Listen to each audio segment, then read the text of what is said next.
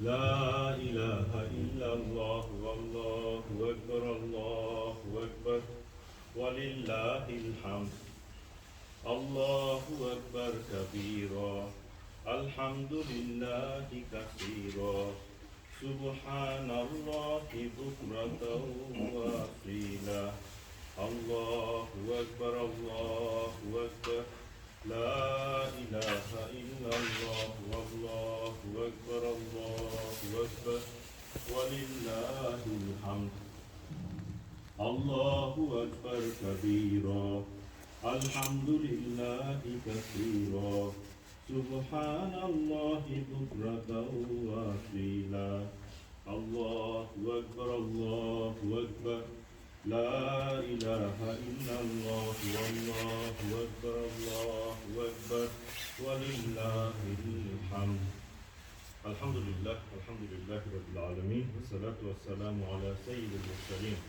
وعلى آله وأصحابه وسلم. The days passed by and then passed by very fast in this month of Ramadan. It is as if we started fasting just yesterday, as if. And we started doing the reading Quran, the Qiyamul Layl, waking up at the night, all the Qiyam, all the du'as, all the cry, all the, every dedication, every charity, everything just started, and today is the Eid. So this is the Ramadan. This is basically the nature of Ramadan. Allah Rabbul Alamin said in Surah Al-Baqarah that this is a fixed number of days. And that fixed number of days indicates that time will run very fast. And it's a good sign if someone feels really sad. It is a really good sign, amazing sign. And because Ramadan is a guest which came to take away all the sins. Which came to take away all the sins from the family. It will take away the sins. This is the guest we welcome so that we can take away the sins. And this is a remarkable guest because even from prophetic narration, even normal guests, when they come in a house, when they go away, there is a narration from Prophet Islam that all the distress, disease, all the bad things actually goes away with that. So this is the blessings of guests. And when this guest is Ramadan, it's a remarkable, amazing kind of guest we expect. We expect every year that this Ramadan will come. It will come to purify us.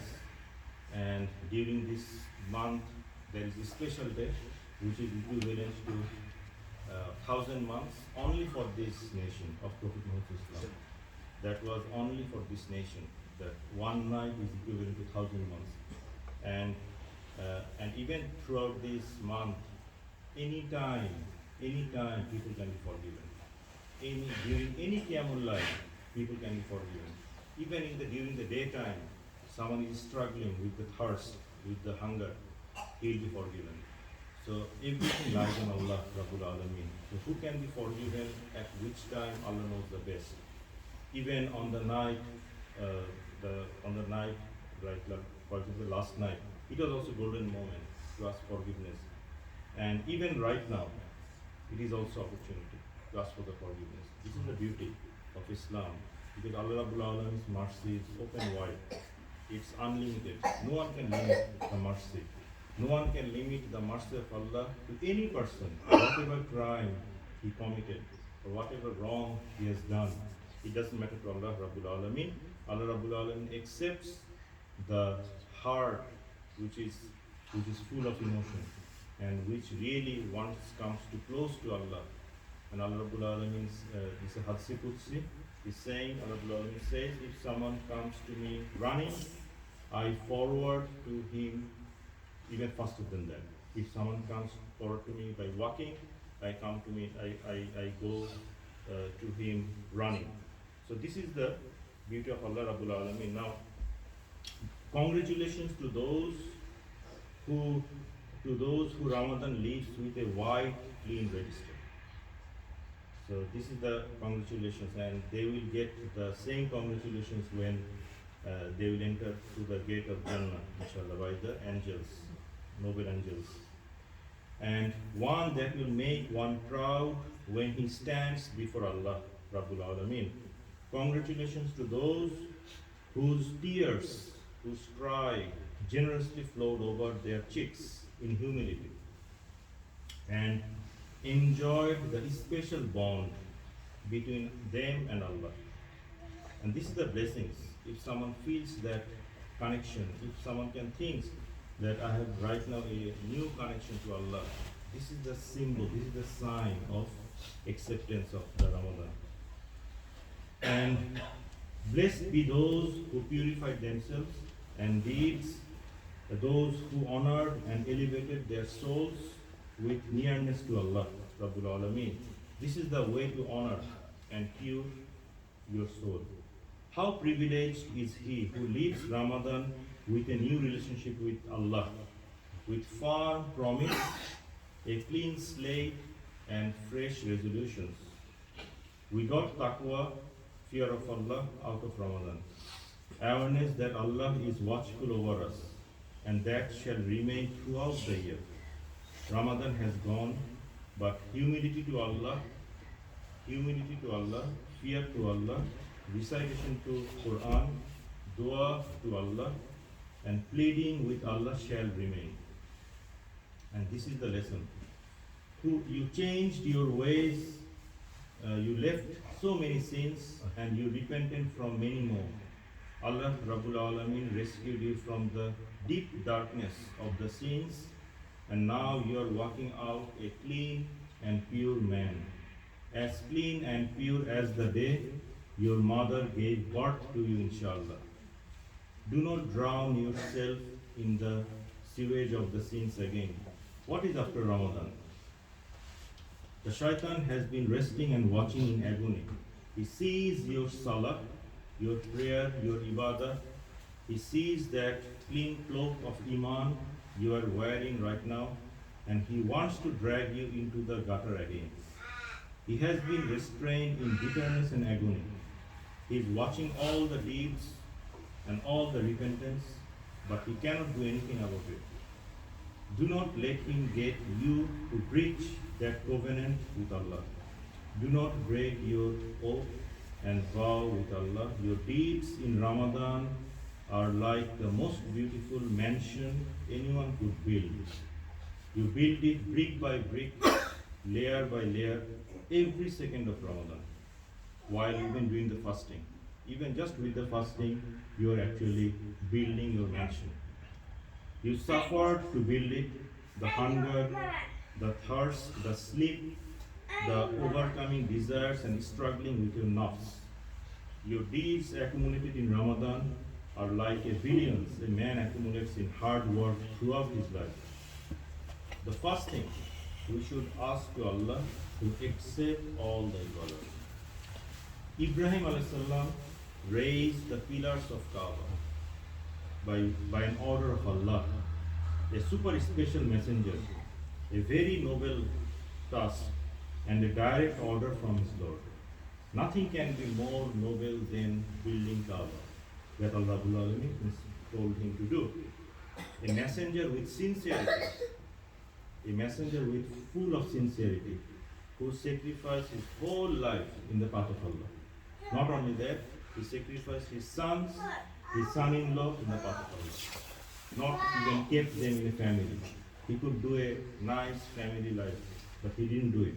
He just sent his sons and messenger to different port cities so that they can preach Islam. That was his noble vision.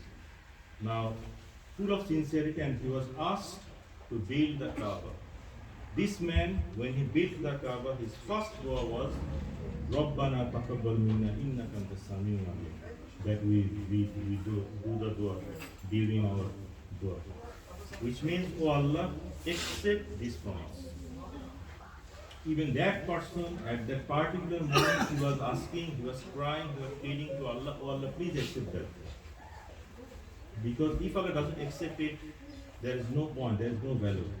So we should continuously ask Allah Rabbul Alameen from the heart. It's not just mere saying. We can say many du'as, but from the heart, even from the heart, if you can speak, even that's better, far better than even written du'as. that, oh Allah, please accept that. We plead, we have a lot of difficulties, but please accept that. Allah will definitely accept.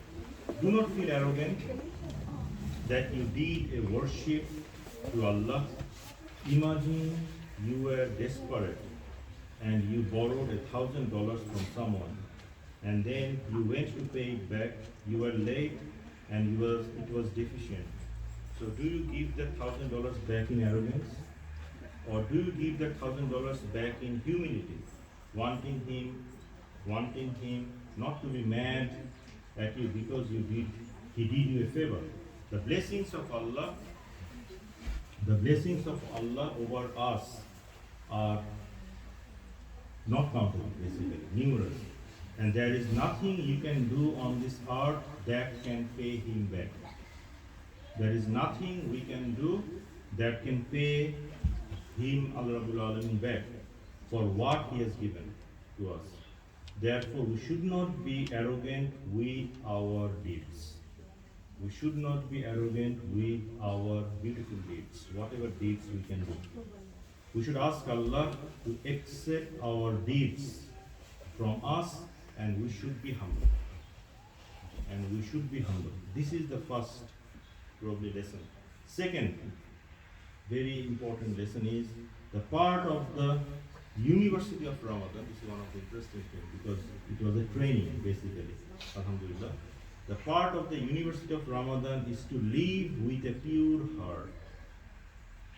No one can enter Jannah without a pure heart.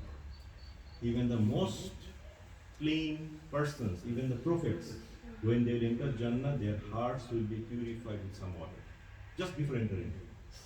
That's from another narration. So everyone needs to be clean. That's why the punishment will be there to purify the sin.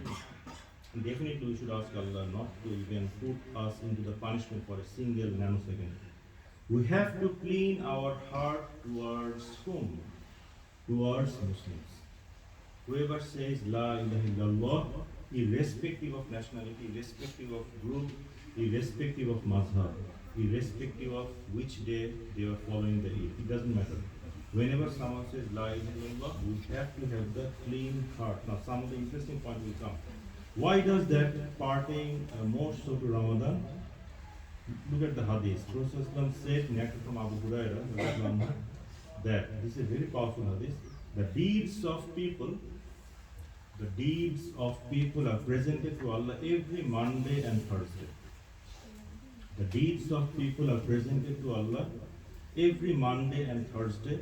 Allah Rabbul Alamin forgives everyone who does not associate a partner to him, doesn't do the shirk, and who doesn't have anything in the heart with other believers. So this is the most powerful. The second one. First one is easy to achieve. Second one is not easy to achieve. Even throughout the life, a devout Muslim even cannot achieve that quality.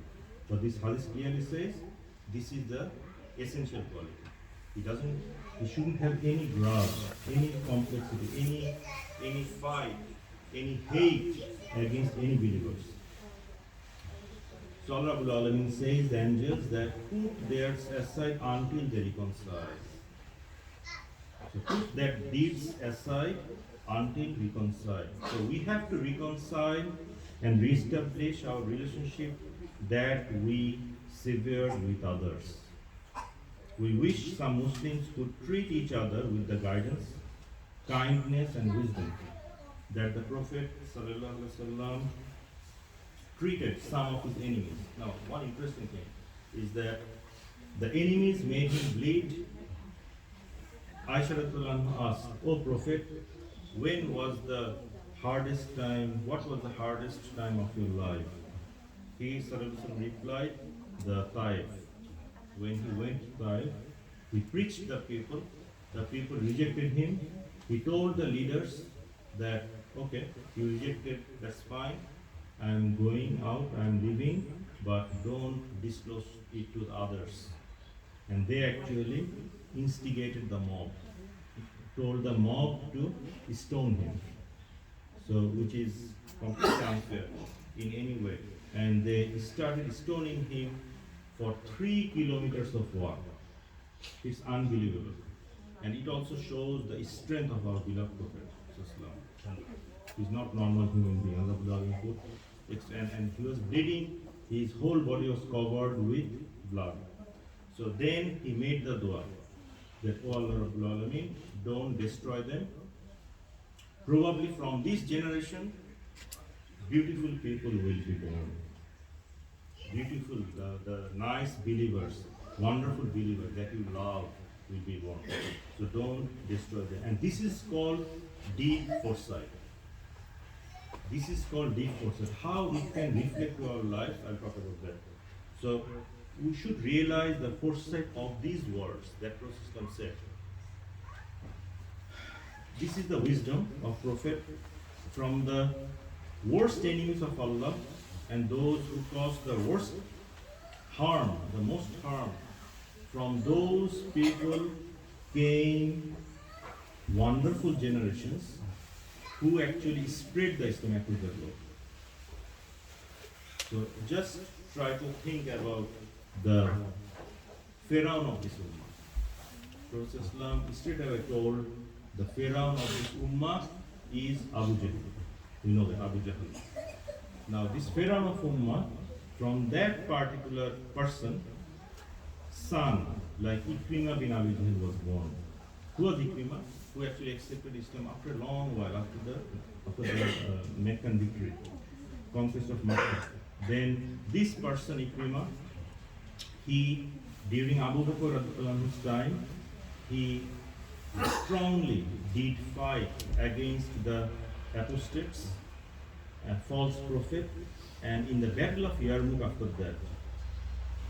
So even in the battle of Yarmouk, interesting, amazing is that against the Romans, is that he chained his legs with the stones. So that he was saying, if everyone leaves from the battle, I will not leave. That was Ikrimah, the son of Abu Jahl. So who thought that from that generation, golden people will be born? Right? Second example, Walid bin Mughira, another bitter enemy of Prophet Islam. He used to instigate mob to punish the followers of Prophet Islam. He used to instruct every people that just attack those persons and oppress Prophet Islam and his people. Now from him, from Walid, the beautiful son, Khalid bin Walid. And we know, we don't need to explain about Khalid bin Walid. The beautiful person who actually expanded Islam almost throughout the globe, during Umar Radhiyallahu time and before even before. So that was the lesson, is that the sword of Allah, for example. And also that's another example is Abu Lahab. Another bitter enemy against Surah Lahab was revealed against him, against that particular criminal. But from Abu Lahab actually Utbah and Musayib, two beautiful sons came, who actually in the battle of Hunayn, they did fight with the Prophet against them. So that was the beauty of Islam. Basically that was the miracle of Allah Rabbul Alameen. Therefore, we should not hate anyone if we think that he is less pious than you. This is the lesson. We should not hate any believers if we think that I am more pious than him. Probably from his generation, people like Khalid bin Walid can be born. Or from that generation, people like Ikrimah bin Abi Jahl will be born. This is the lesson. And from my generation, probably nothing will happen. So that's why we should not belittle any believers. Imam Ibn Qayyim said that his teacher was Ibn Taymiyyah, a 12th century scholar. He said, I never saw a man like Ibn Taymiyyah. He never made dua against his enemies. He never made dua against his enemies. Ibn Qayyim said, I went to give him good news one time that one of his biggest enemies died. Actually, these enemies were different, that they actually propagated to the ruler that even time is a kind of apostate. So he was actually in jail most of the time due to that propaganda. So you can imagine it's not like enemy, simple enemy. The enemies actually put him into jail and made him tortured. So that was the similar such enemies. So then actually when he died, when the student told the teacher that your enemy died, he quickly rushed to the home and asked the son that from now on you are my son. So he's saying to the son of the enemy that from now on you are my son. So this is the mentality of those devout scholars. أقول قولي هذا وأستغفر الله.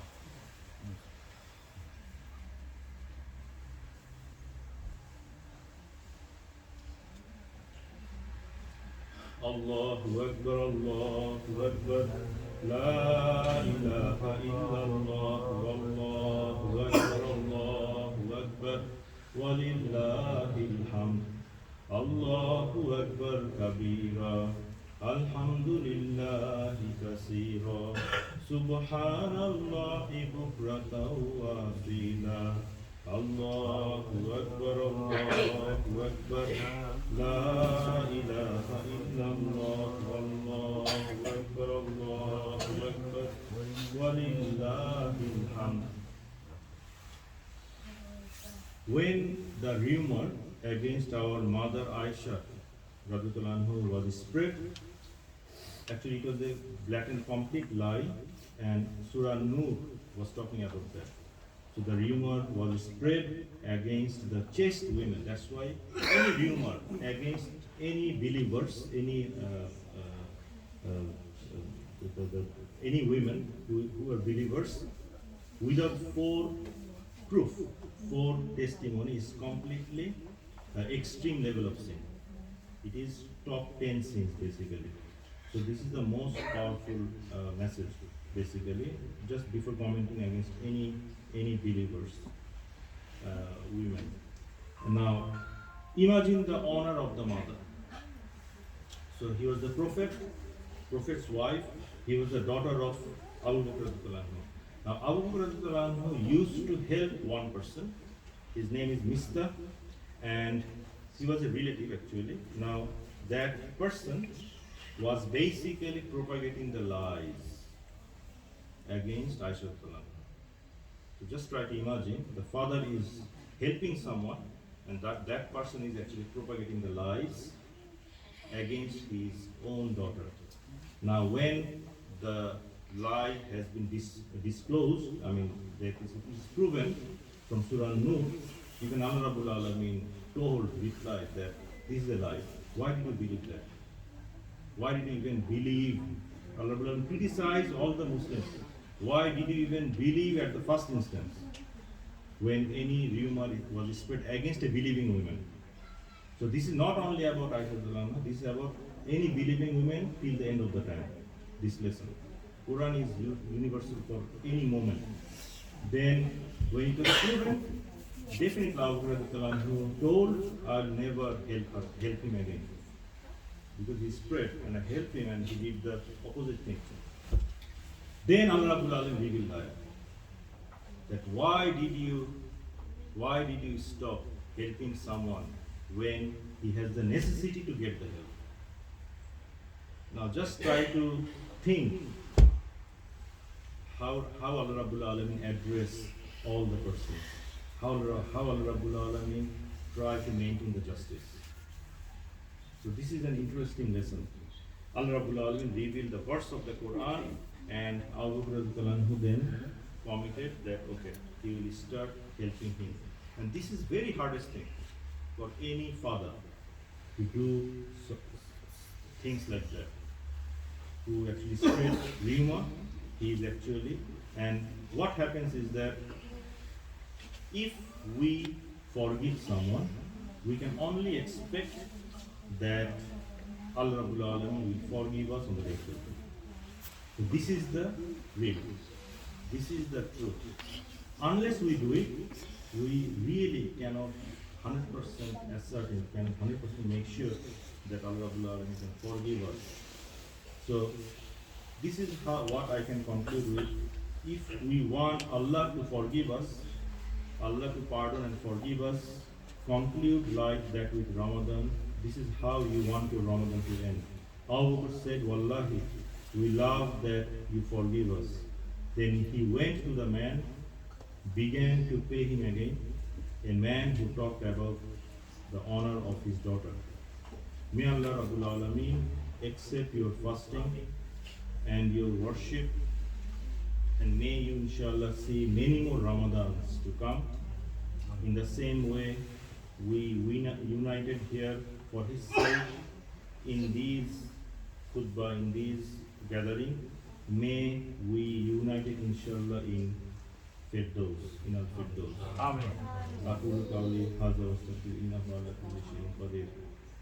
إن الله وملائكته يصلون على النبي يا أيها الذين آمنوا صلوا عليه وسلموا تسليما اللهم صل على سيدنا مولانا محمد وعلى آله وأصحابه وسلم ربنا آتنا في الدنيا حسنة وفي الآخرة حسنة وقنا عذاب النار سبحان ربك رب العزة عما يصفون وسلام على المرسلين الحمد